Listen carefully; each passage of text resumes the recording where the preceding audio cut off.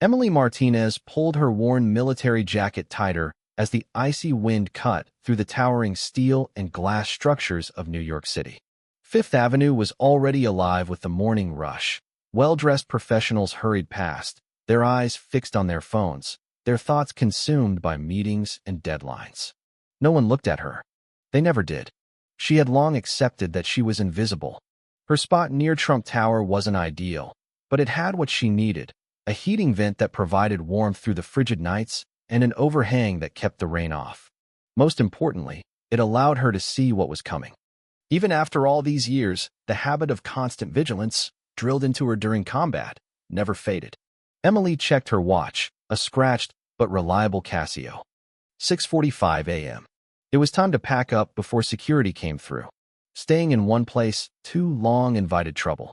She rolled up her sleeping bag, ensuring she left no trace behind. Homelessness didn't mean messy. She had standards, after all.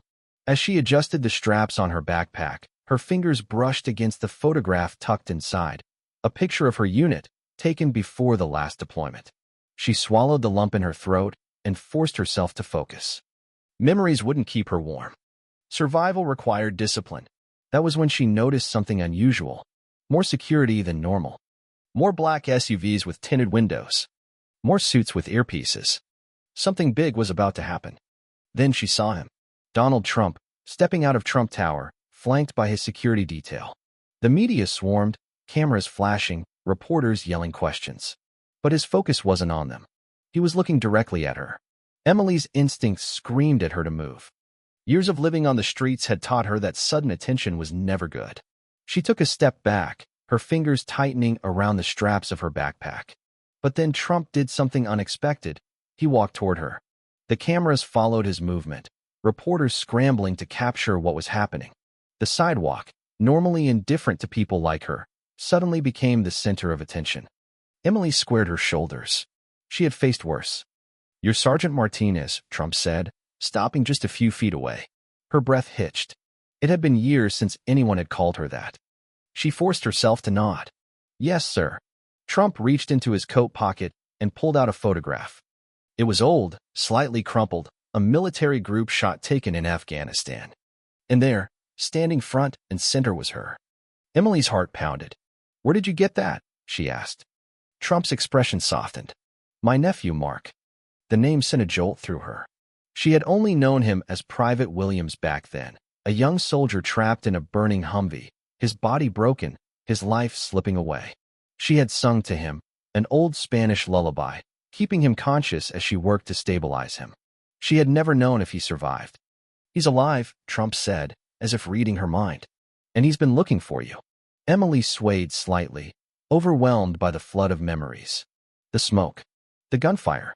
The desperate race to keep him breathing. She started, but the words failed her. Trump gestured toward the building. "Come inside. Let's talk." Emily hesitated. She had spent years avoiding help, avoiding hope. But something in Trump's expression told her this was real. And maybe, just maybe, it was time to stop running. The Trump Tower lobby was warm, golden, and almost surreal compared to the cold streets outside. Emily clutched her backpack, still half expecting to be thrown out. Instead, she was led upstairs to a quiet conference room. And there he was. Mark. Older now, but the same eyes, the same quiet strength. He stood when she entered, emotions flickering across his face. "You really found me," Emily said, her voice barely above a whisper. Mark swallowed hard. "I never stopped looking." He hesitated, then added, "I hear your voice sometimes. That lullaby. It's what got me through the worst of it." Emily blinked back tears. She had spent so long believing she had been forgotten. Mark stepped forward. "I owe you my life." She shook her head. "You owe me nothing. You fought.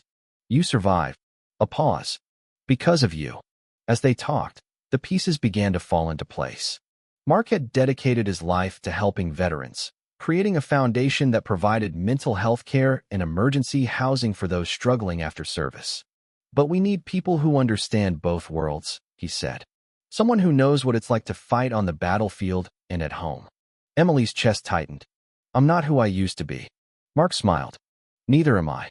But that doesn't mean we stop fighting." Trump leaned forward. "You saved my nephew's life. Let us help you rebuild yours. And together, we can help thousands more. Emily looked between them, the soldier she had saved, the man who had made this meeting possible. A chance to make a difference again. A chance to be more than just a survivor. She exhaled. Okay, let's do it. And just like that, her life changed forever. The press caught wind of the story almost immediately. Headlines exploded across social media. Trump's unexpected act of kindness. A veteran's journey from the streets to redemption. Some called it a PR stunt. Others saw the deeper truth. But for Emily, it wasn't about politics. It was about purpose. About proving that no matter how far you fall, there's always a way back. And this was just the beginning. Emily threw herself into the work. Mark's Foundation was more than just a charity. It was a lifeline for veterans battling PTSD, homelessness, and the struggles of civilian life. She saw herself in so many of them, lost souls wandering without direction, haunted by memories of war. Her first mission was simple: accompany Mark to one of the Foundation's shelters in Brooklyn. Inside, she met men and women who had once worn the uniform, now reduced to sleeping on cots in a dimly lit facility. A woman named Lisa, a former Navy corpsman, avoided eye contact. "They tell me you used to be like us," Lisa said quietly. "Is that true?" Emily nodded. "Still am. Just trying to find my way back." Lisa hesitated, then whispered, "How do you stop feeling like you don't belong anywhere?" Emily swallowed the lump in her throat. "You find people who remind you that you do." Lisa nodded, and for the first time, Emily felt something she hadn't in years. Hope. Word of Emily's work spread fast. Invitations poured in: veteran panels, fundraising events, and even a segment on national news. She shared her story, not to glorify her struggles, but to show others that survival was just the first step. Healing came next. During one event, a wealthy donor approached her. "I want to help. What do you need?" Emily glanced at Mark, then answered, "We need funding for mental health services. Therapy, outreach, crisis intervention. We don't just want to house veterans, we want to help them heal." By the end of the night, the donor had pledged $250,000. The mission was growing. Months later, Emily stood inside the White House. A packed audience, including veterans she had helped, watched as the president stepped forward. Sergeant Emily Martinez represents the best of America. A warrior, a healer, and an unwavering advocate for those who served. Today, we honor her with the Presidential Medal of Freedom. As the medal was placed around her neck, Emily looked out at the crowd. Mark, Trump, Lisa, and dozens of others who had found their way back because of the work they had done together. She had spent years in the shadows, believing she was forgotten. But she had never been alone.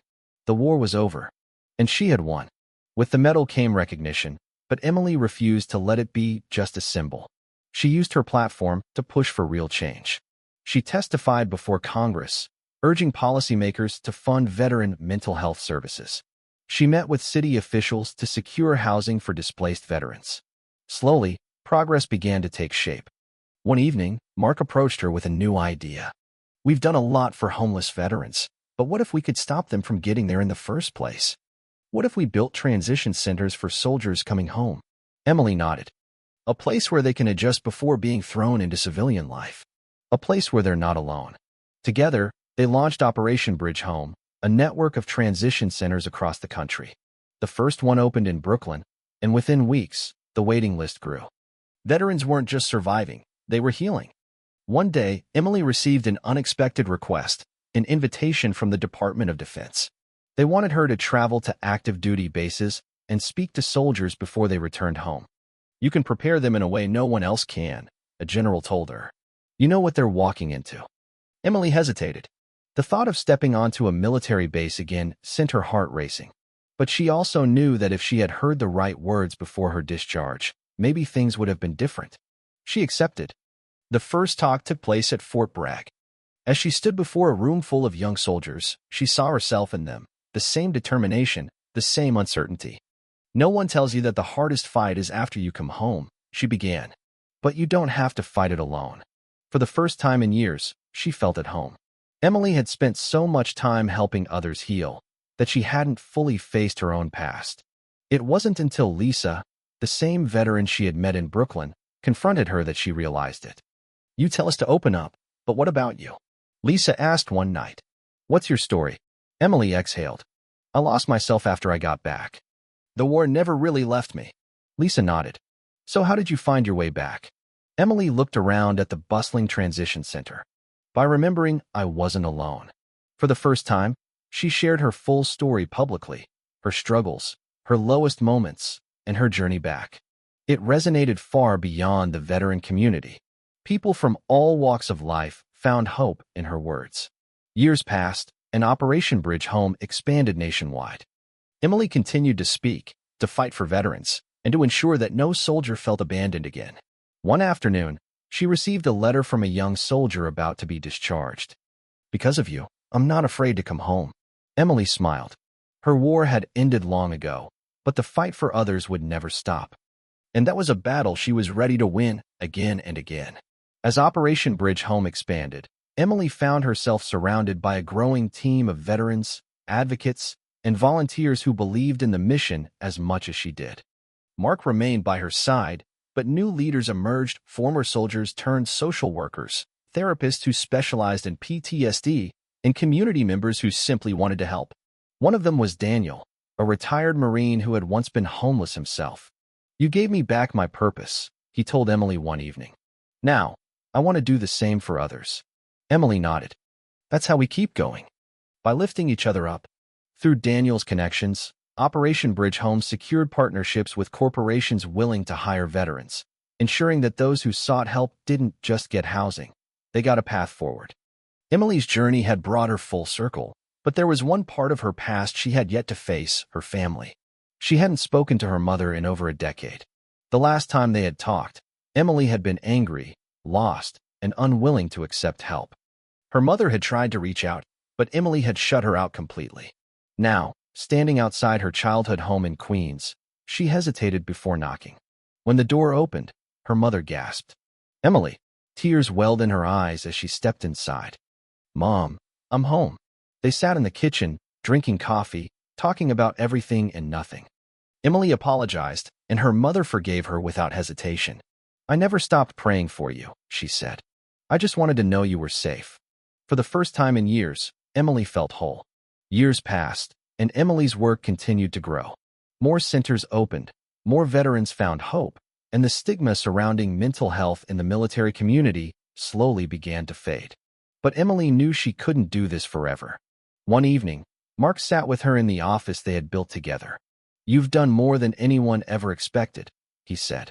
But it's okay to take a step back. Emily nodded. She wasn't quitting. She was making room for the next generation of leaders. She trained new directors, ensuring Operation Bridge Home would continue long after she stepped away from the front lines. And when she finally did, it wasn't with regret, it was with pride.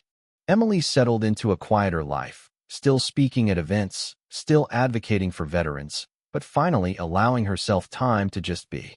One day, she received an invitation, an honorary recognition at Arlington National Cemetery, where soldiers she had fought beside were laid to rest.